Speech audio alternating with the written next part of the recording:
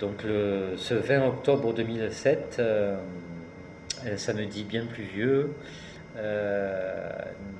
nous avons choisi ce samedi 20 octobre pour fêter les 20 ans. Il y avait un petit jeu de mots, 20 octobre, 20 ans de l'association qui s'est créée en 1987.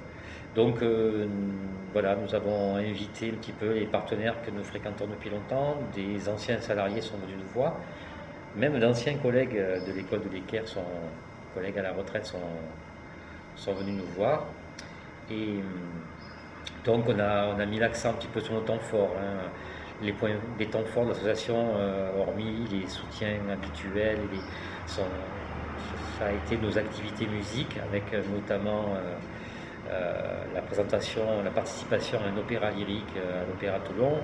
Ça a été une classe de ville, une des rares structures à avoir répondu à un appel du ministère de l'Éducation nationale qui proposait des classes de ville. Donc nous avons fait une classe de ville où les enfants sont sortis de leur famille pour être mis dans un internat quelques jours et partent à la redécouverte de leur ville. Donc ils ont visité l'Arsenal, ils ont visité les services d'incendie des pompiers, ils ont visité le centre de tri.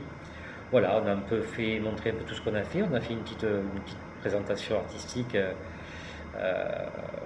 réalisée par les mamans, puisque aujourd'hui notre activité se mène non seulement en direction des enfants, mais aussi en direction des familles et des mamans. Et puis voilà, donc maintenant nous avons fait le point sur ces 20 ans.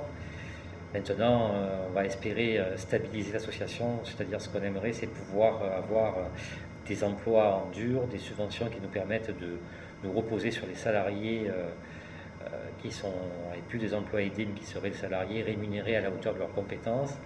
Et ça veut dire que nous devons continuer à travailler pour conquérir le cœur et le porte-monnaie des financeurs, pour qu'on puisse avoir des financements à la hauteur de salaires et de nos activités que l'on veut mener. C'est, je crois, le but matériel premier, en dehors de pouvoir encore étendre et faire aussi un petit peu d'événementiel et de l'événement à la hauteur de ce qu'on doit à ces enfants qui sont, pour certains, en difficulté scolaire et qu'on soutient et qu'on souhaite porter sur le plan scolaire le plus loin possible, entre autres par une entrée culturelle.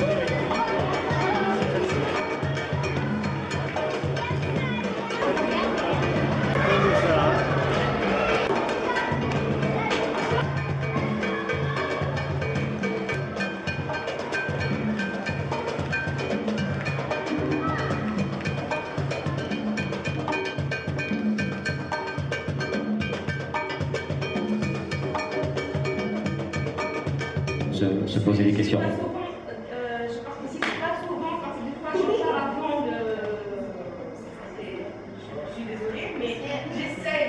Alors, je vais parler un peu de mes filles. J'ai des jumelles. Parce qu'au moins, il y a des personnes qui savent bien s'exprimer et tout, qui ne viennent pas. Et ça, c'est malheureux.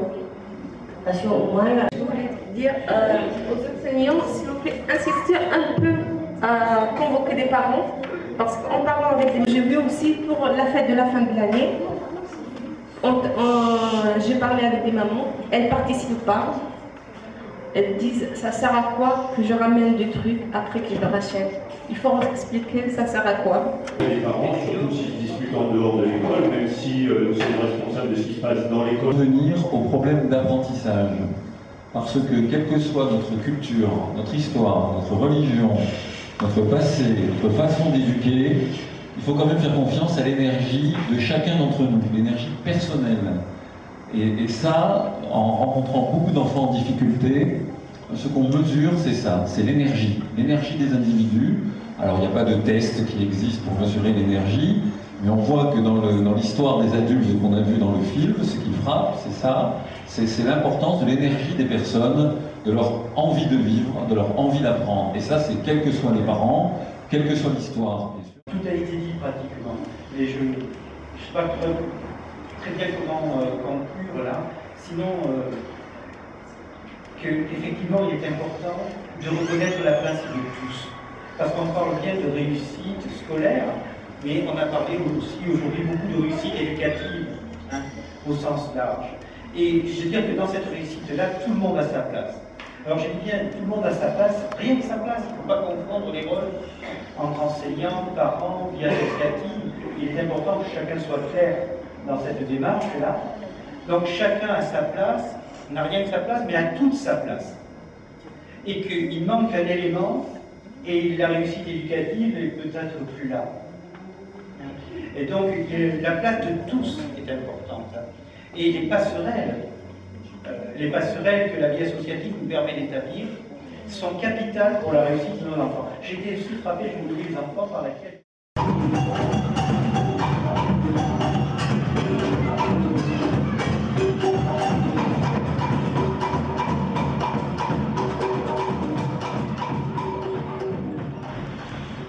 Cette association, donc, elle a été créée à l'initiative des enseignants de cette nouvelle école primaire pour apporter un plus, en sachant que l'essentiel des enfants habitaient dans le quartier.